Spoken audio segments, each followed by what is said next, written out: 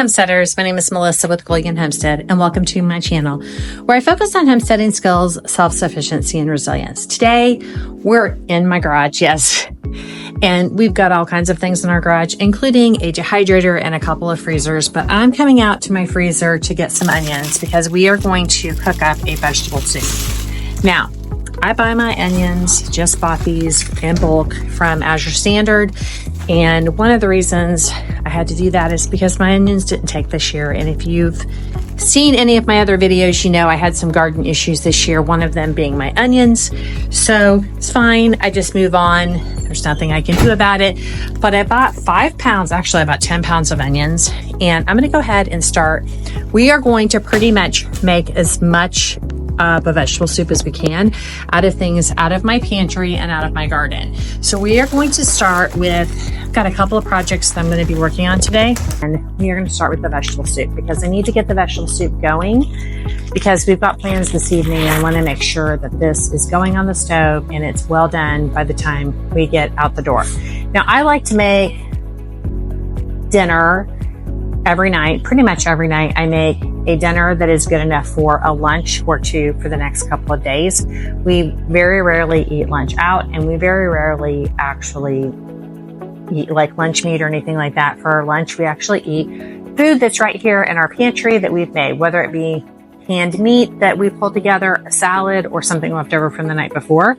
So today I wanted to make a vegetable soup. It's kind of fall feeling outside. I've got some windows open. I don't know, it might be 80 degrees. It's really been like in the 70s the last couple of days, but I am going to start by just cooking down some onions on my stove. So let's go over to my stove and get some onions cooking down, and then we're going to go visit the pantry. Okay, so had a huge microphone video issue, and so I'm retaping this part of the video.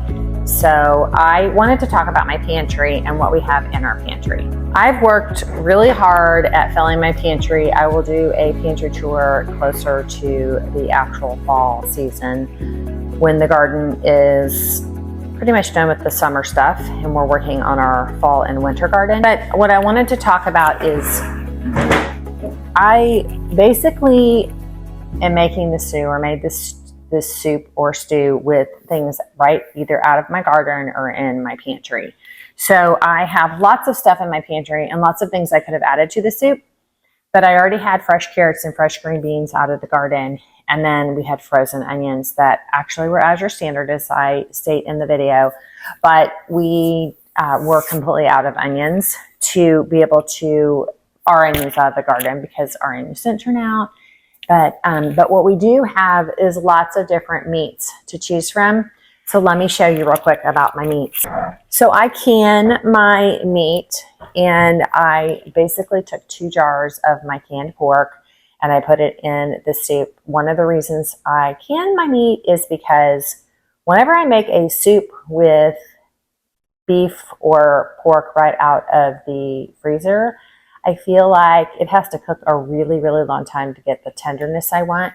If you raw pack your meat and put it in a pressure canner, you get like a pulled pork consistency or a pulled beef consistency. It is so fabulous. Not only is it tender and has a lot of flavor, but when you throw it in your soup, it's like your soup goes really fast because you're not having to worry about or waiting for your soup or stew or your meat to cook down in your stew. And you're not having to wait hours or put it in a crock pot and let it cook until it gets really tender. So if you don't have a pressure canner, but you want the same idea, the same thing, you could actually use your Instapot and throw your beef in there, your stewed beef in there, and cook it on the beef. I think there's a stewed beef setting. And actually that works as well. I've done that for sure, to add that to my soup. Okay, so we are at my stove right now, and if you look too close to my stove, it's not incredibly clean. And let me tell you why. I have been canning and preserving lots of foods, including some foods that have like a syrupy brine to them, candied jalapenos a couple of days ago, and it like spilled all inside of my stove. And I've done a pretty good job of cleaning it. but you can still see I've got some kind of burnt, like sugary syrup down there, just like little spots that I can't seem to get out. But I've decided, and I'm encouraging you to do the same, I've decided that I'm just going to let it go until the end of the preserving season, because all that's going to happen is it's just going to happen again. So I think what I'm going to do is just continue to work on getting this as clean as I can. And the grates, Steve said he could take out and take a grinder to it and get it really, really clean for me, probably in October, once kind of we're done with preserving everything from the garden. And so that's what we're going to do. And then I'll have a perfectly clean grated stove again. But that just happens sometimes when you're preserving. We have what I call a working kitchen. So this kitchen it works to preserve and to cook meals daily. We actually make breakfast every single morning in this. We don't eat cereal. We have eggs, bacon, fruit every single morning in this kitchen. And then also we make dinner. And then a lot of times I will be home during the day and will make myself some lunch as well. So I'm just going to start by throwing some olive oil in a pan. And as you can see, I cook with a iron skillet. Pretty much everything I have are iron skillets. I've got some little ones. I can't pick them up right now because I actually just clean them and then put them back on the stove to dry them off and season them. But I like to cook with iron skillets because they pretty much keep their shape for a long time. And then as well as keeping their shape, they just don't go bad. I just like that about them. So I'm going to stick about a cup of frozen onions in here. Maybe a cup of frozen onions. Let me show you what that looks like.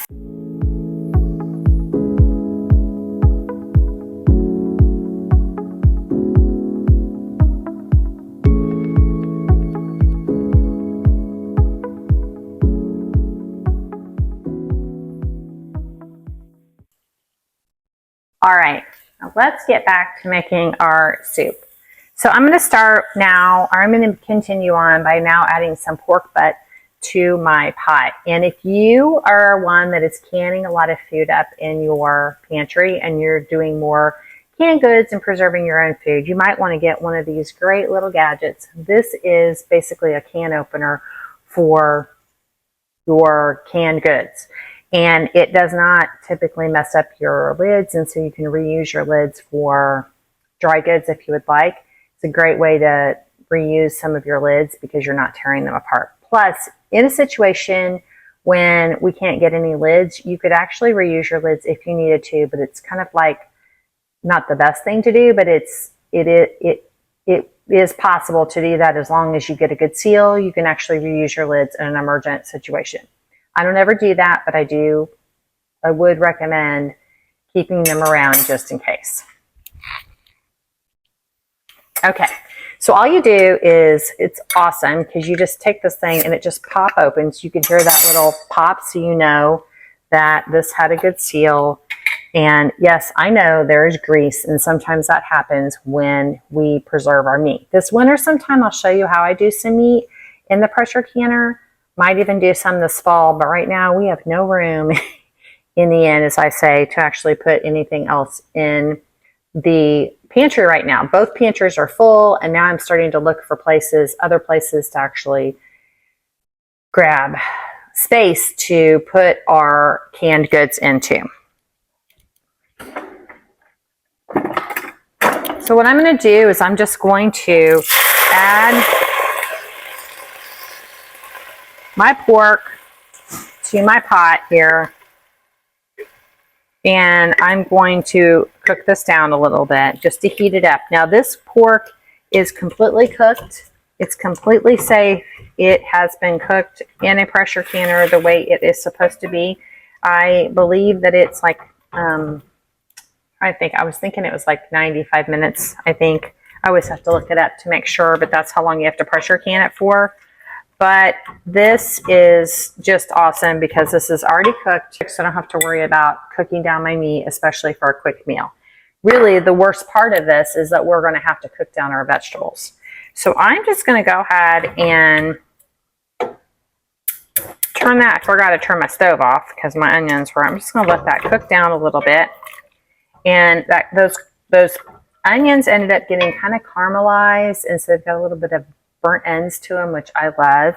So that is going to be awesome. Now we'll want to add a tomato base to this. This is normally what I do. So let me get up in this pantry behind you, or this cabinet behind you, and grab some of our tomato juice from last season. I never know how much of this I'm going to need, but this is my tomato juice, and it is from September of last year. It is from our tomatoes. I'm going to go ahead and pop that open. You heard that again. That was another lovely popping sound that you heard. So we're going to do that. I'm going to do one more jar because I think we're going to want more. Hang on.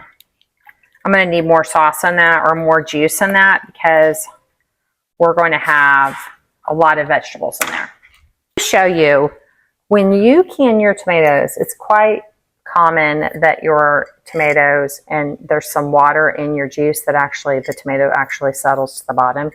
If you give it a nice little mix up, you get a good, nice tomato juice that's fine, or tomato, yeah, really, I call it a V8 juice because I actually have some other vegetables in this as well. But this is it's just a great, easy way to use some leftover tomatoes and to can this up, and then that way you don't have to buy any V8 juice or tomato juice to use for bases for any kind of base in your soup. So I'm going to let this, I feel like maybe we need to add, yeah, I'm going to add another jar of meat in here because I feel like it doesn't have enough meat. So let's add some more pork. We'll be right back. I'm going to throw another jar of pork in that. Okay, guys, I added some more meat to the soup, some more pork, and I thought I'm going to go ahead and we make our own Cabernet here.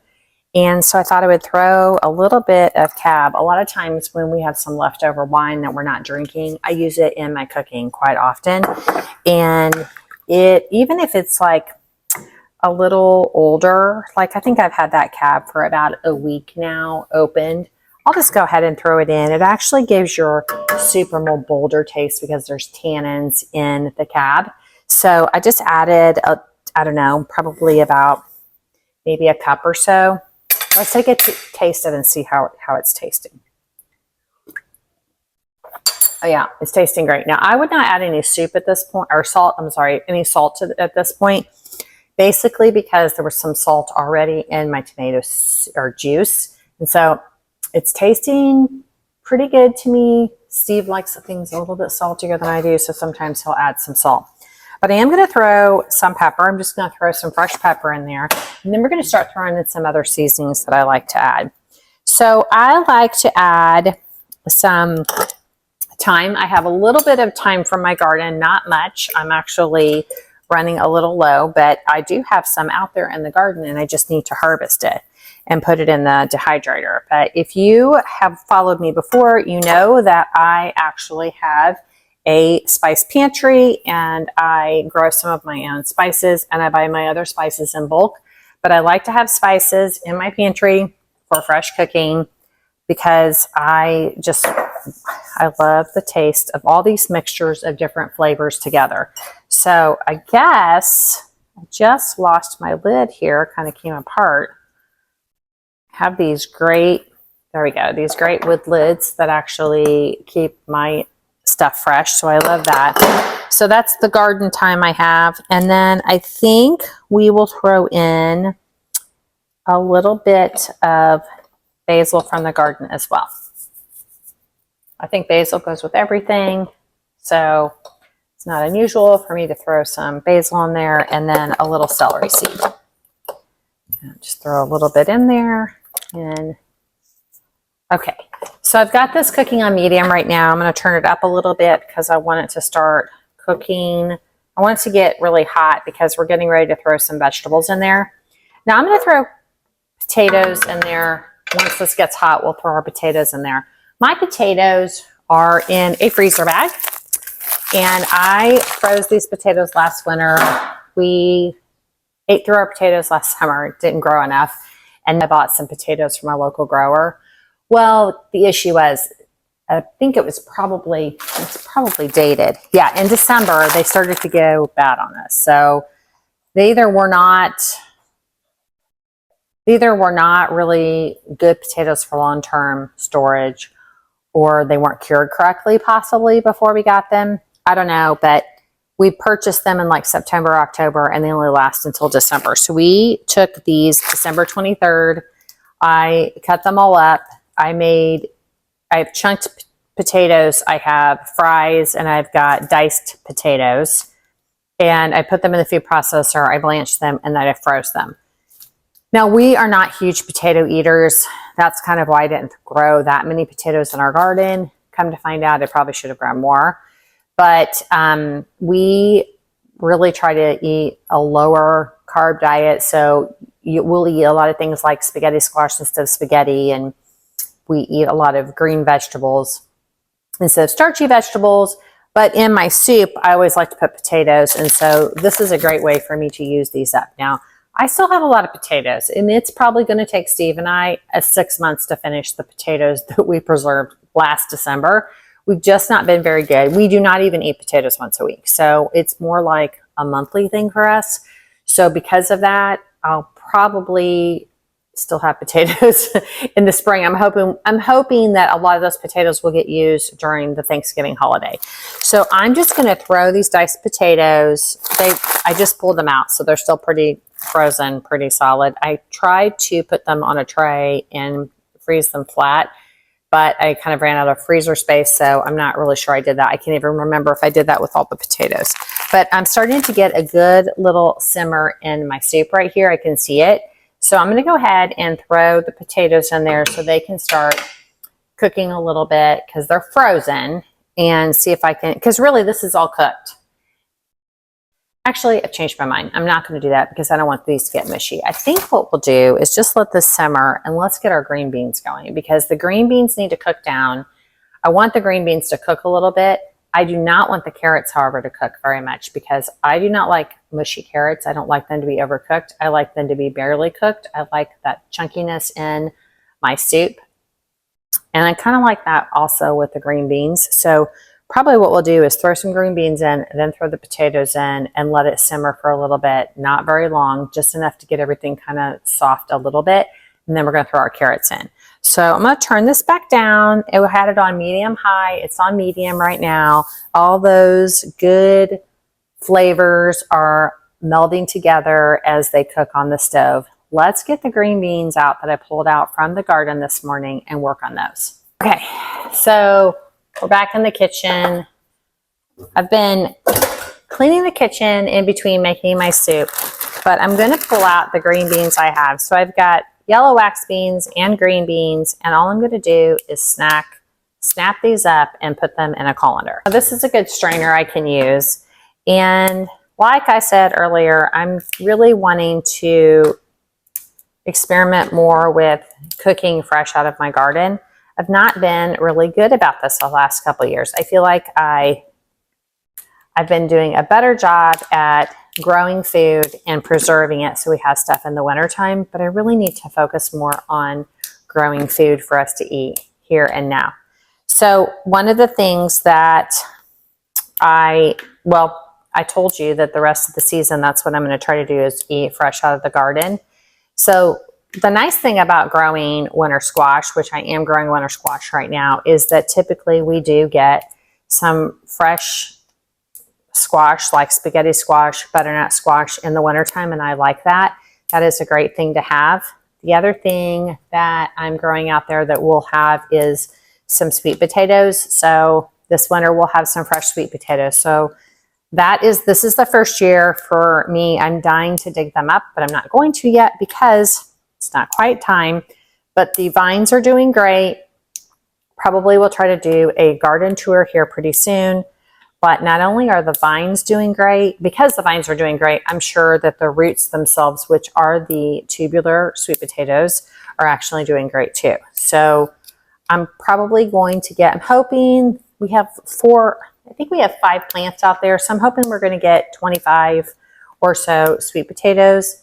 And that should be plenty for us for the winter, plus plenty for Thanksgiving. And then also will give us some potatoes to actually grow slips off of for next season. Now, if you have never watched my video on growing sweet potato slips, I actually have a video on how to grow sweet potato slips. That will be probably a better one to watch in the spring when you're thinking about growing sweet potatoes, since it is almost fall now. Not really the best time to grow sweet potatoes, but I do have a video on YouTube on how to grow sweet potatoes slips from store purchased sweet potatoes. They have to be organic.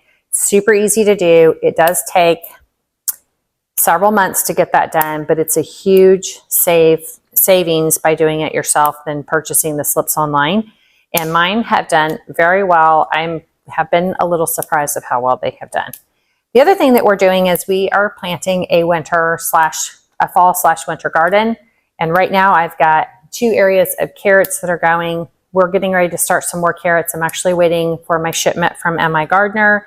And I'm going to do some more Oxheart carrots, which I'm getting ready to show you here in just a minute. These are my Oxheart carrots, and I love them. And I really could have just a whole garden of these carrots. The color is phenomenal, and the taste is just absolutely fabulous as well. I've also heard that carrots in the wintertime get sweeter the longer they're in. So we've not grown winter carrots before, so I'm excited about being able to pull carrots out in November or December and using them fresh in our cooking. So that is something that we're working on. And then also I have spinach that I've started in my grow station in my grow room, and I'm going to plant a winter spinach as well. That will probably go into the garden here in a couple of weeks. And then we should start getting some spinach in October and get it as late as December in my area, as long as the temperatures stay somewhat mild. So we are going to get some fresh eating out of our garden the rest of the year. It's just not the fresh eating that I was planning on originally. So it's down because it's getting it's starting to boil here. Okay. So that's looking really good. And all I've done is grab, I don't know, there's probably going to be maybe 2 cups of green beans. That's all I have, but that's okay. We're going to have plenty of potatoes to fill up this soup. It's going to be a little bit more carby than usual, but potatoes, even though it's a carb, is still a healthy vegetable for you to put into your body. And it's one that we grew, and it's one that was grown from a local farmer. So I wish I could say I grew it, but I didn't. So in planning my garden for next year, yes, I have already started planning my garden for next year.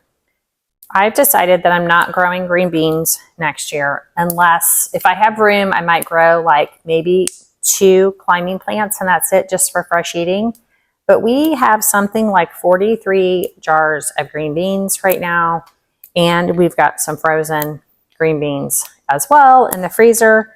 So I don't anticipate that we are going to need any green beans next year. Steve and I normally go through, even with the holidays, about 20 jars of green beans a year. So we have a 2-year supply of green beans right now. We started our season off with 19 jars, and now we are down to we're up to about 43 jars or so in our pantry. So we're not going to need to grow any more green beans for preserving. So I'm going to use that space next year for something totally different. Matter of fact, I am planning a spring garden, a summer garden, and a fall garden for next year, which I didn't really plan that way this year. But basically what that means is I'm going to have an entire garden of potatoes and onions. And once those potatoes and onions come out, the next thing that's going to go in will be my winter garden. So that garden is going to be more of a spring summer garden. Everything goes in early spring. And then about August, we will put in spinach, carrots, and let's see, we're going to do spinach and carrots, and then maybe some other root vegetables that it would be good that time of year. Cucumbers possibly, because cucumbers do good in the fall as well. So we'll be sharing more on this channel about how we're doing that. But I'm excited about just kind of experimenting with a winter garden and seeing how that's going to go. I'm excited about having some fresh vegetables in the winter.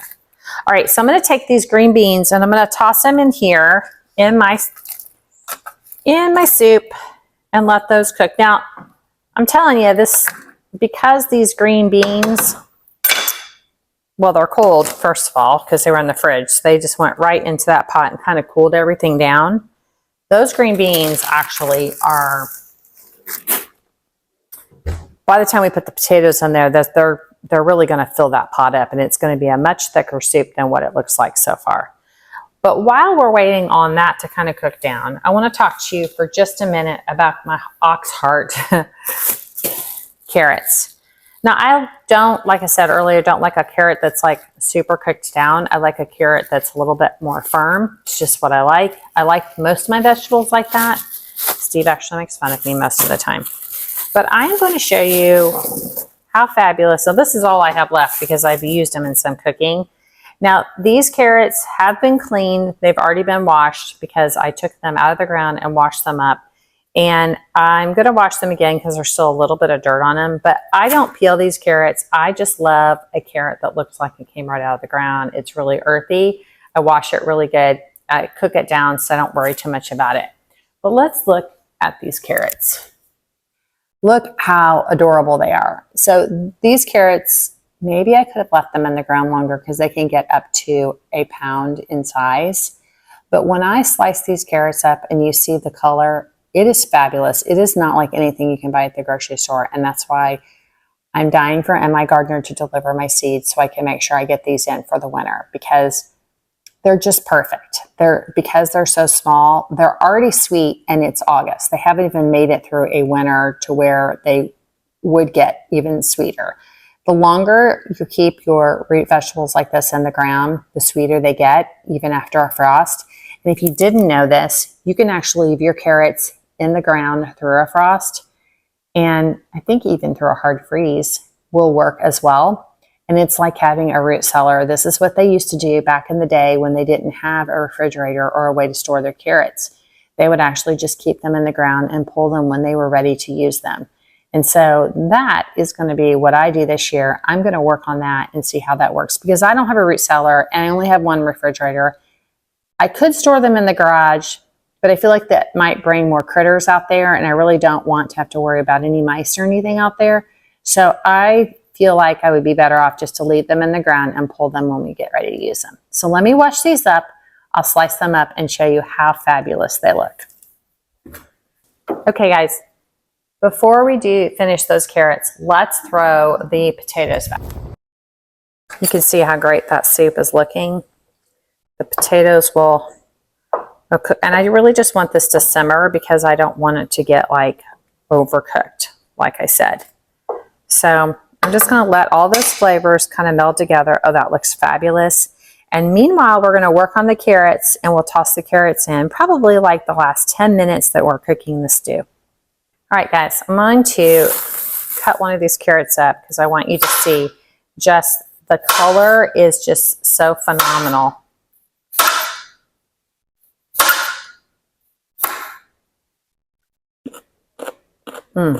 So good. Homegrown food is so much better than food bought from the store. It also lasts so much longer because it's not sitting in a warehouse somewhere. But I just want to show you, I don't even know if you guys can really get that. I'm not sure you guys can even see how orange that is, but it is, the color is so phenomenal. It's just so beautiful. I know it seems crazy, and I know I'm probably getting like having a love affair with a piece of carrot, but it's great. So if you love gardening, you understand what I'm talking about. Okay. And the carrot tops, they're just so cute as well.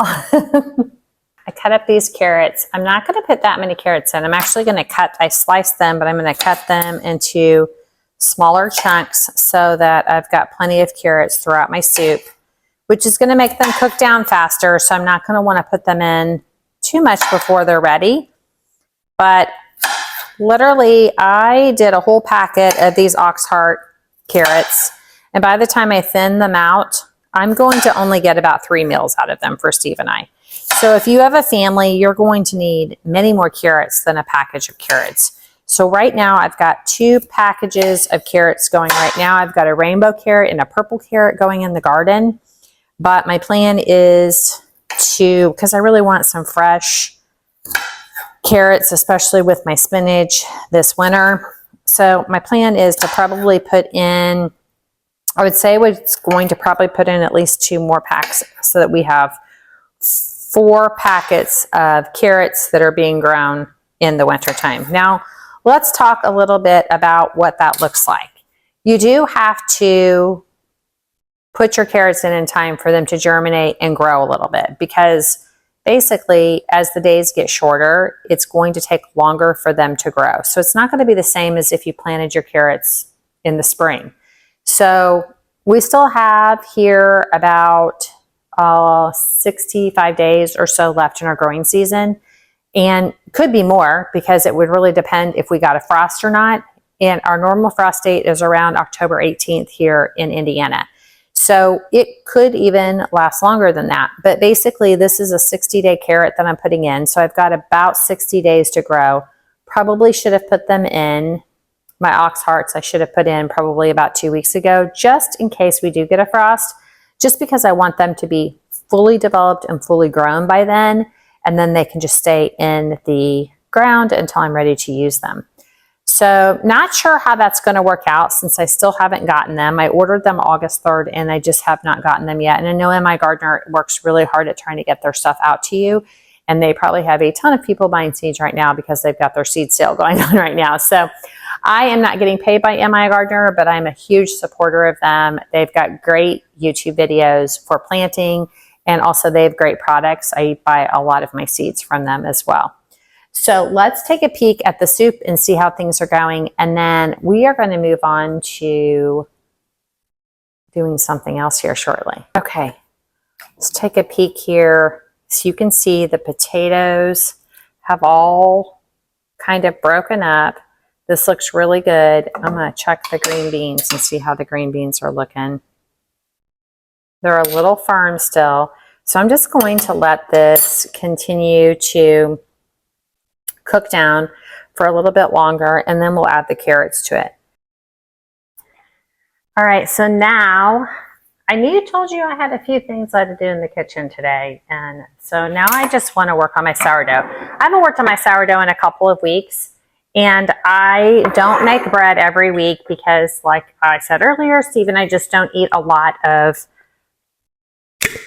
carby foods. Good sourdough because it's really good and healthy for your gut. And one thing that I set out to do last winter was to learn how to make my own sourdough starter and to keep it up and learn how to make bread. And I was successful with that. I have made my own sourdough starter. I've kept it up. But then I got a little tired of having discard after discard after discard.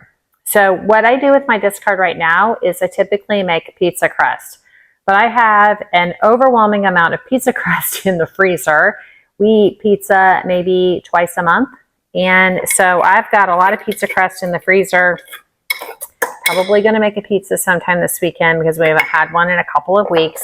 But one goal that I have for myself this winter is to learn how to do more with my sourdough starter. Now, I make a flatbread. I've showed on my video on this channel before how I make a flatbread. One thing that I do when I haven't fed my starter in a couple of weeks, pull it out and give it a good mix because it tends to settle and even looks a little discolored. But remember, there's active cultures in here, and so it's really not going to go bad as long as you can really let this stuff go for quite a while. So I'm going to feed my sourdough because I would like to possibly make some bread by the weekend. It's the middle of the week, and I have some time maybe at the end of the week to possibly, I know the weekend I'll have time to make bread.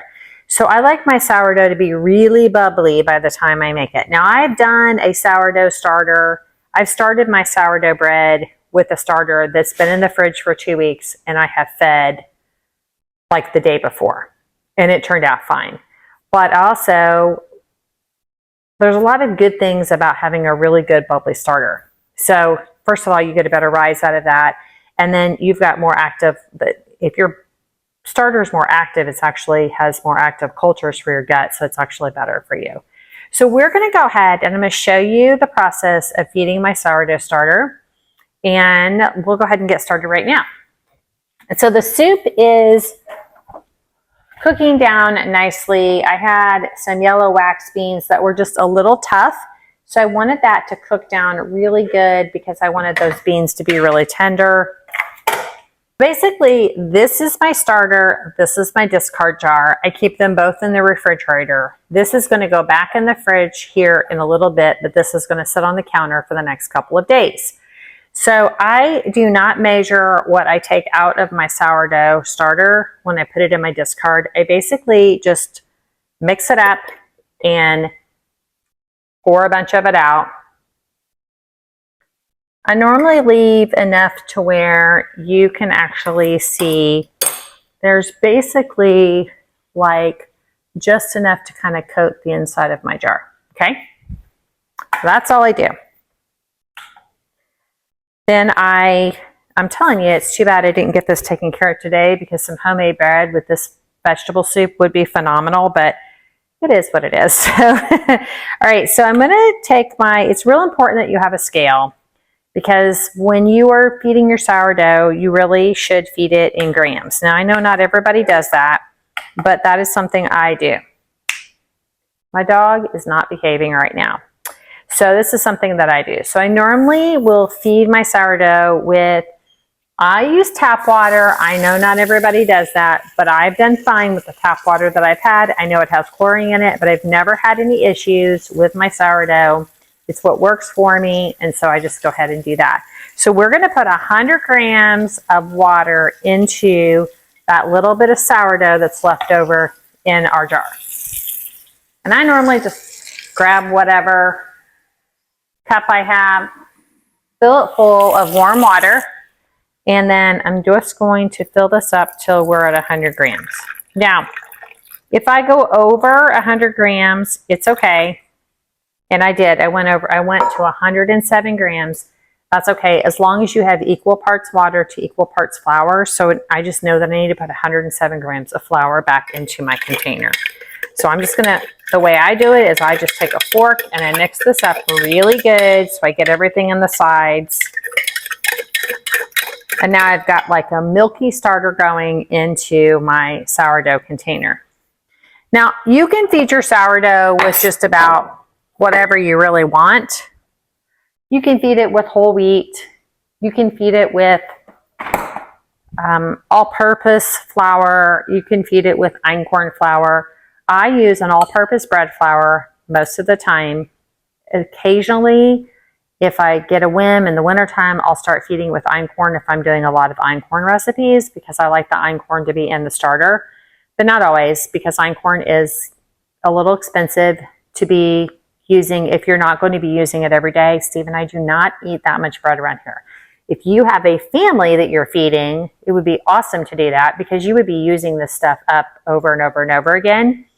So now what we're going to do is I'm going to clear my scale and I'm going to add 107 grams of my all-purpose flour to my starter container. And I got 107 grams. Perfect, just what I wanted.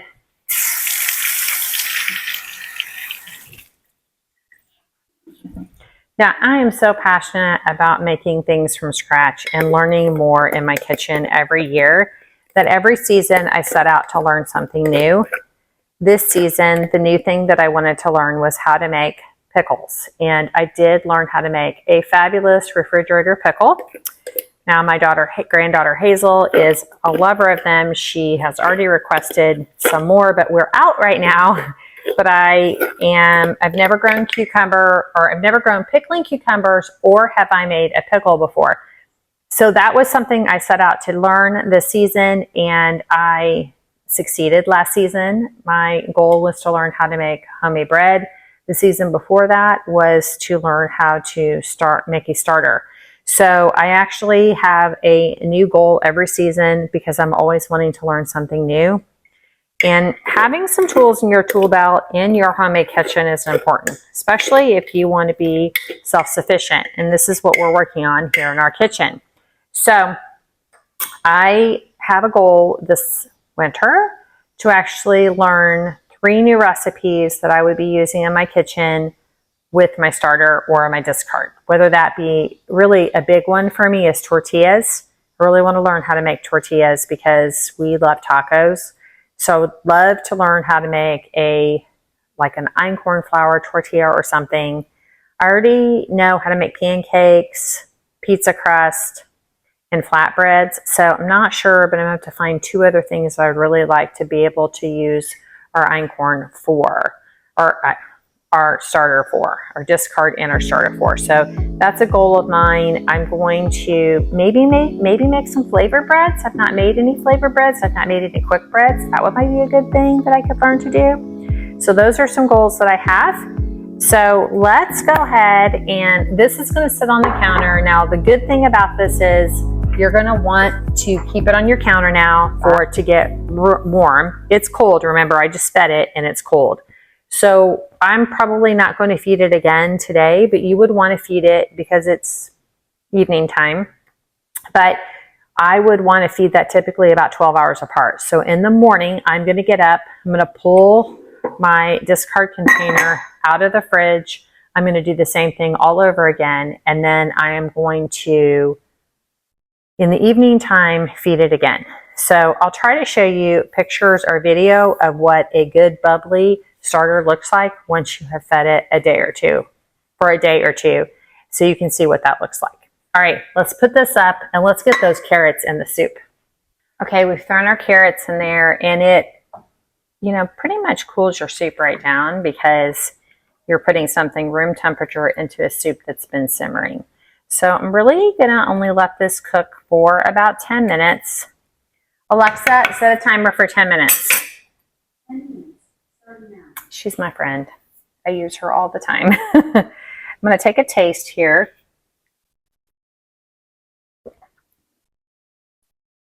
Now, I would say it is getting close to being perfect flavor-wise. All of those are really melding together, but I do feel like now I want to add just a tiny bit of salt. I like to wait till the end because I never know how much that's all going to cook down and what it's going to taste like. Specifically because we took it out of our cabinet and it had salt in it when we preserved it. So you never really know. Another great thing that you can do is if you have any salsa that's left over, that's a great thing to put in here. A lot of times we'll actually put in my chili or my vegetable soup leftover salsa that we have in the refrigerator, especially if I feel like it's not going to get eaten. I'll just throw it in with this too, and that's great because it's really just onions, tomatoes, peppers, and it gives it a little bit of zip, and it's really great. So here you can see the soup really turned out great. We ate on this for a few days and lunches for a few days, and the flavors just got more intense the more we ate it. And then here I want to show you my bubbly sourdough starter and how great it turned out. We hope you're having the best day. Thanks for joining us today. Bye.